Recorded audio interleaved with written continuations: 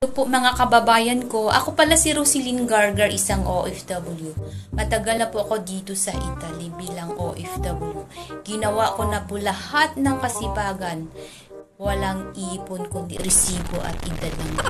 Gustuhin ko man tumulong sa pamilya. Gustuhin ko man gawin ang lahat para gumanda ang buhay nila. Hindi po talaga kaya ng powers ko.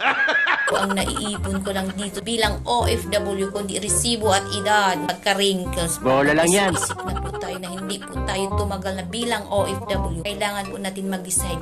Kailangan po natin tulungan po yung ating sarili na hindi lang po habang buhay na OFW. Okay.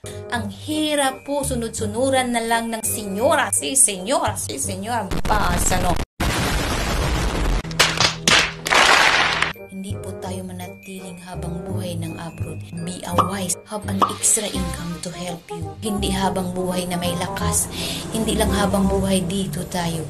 Ang hirap po. Bigyan din natin ang kalayaan ng ating sarili. Magkaroon tayo ng kalayaan sa buhay. Kailangan po natin ng free time. No?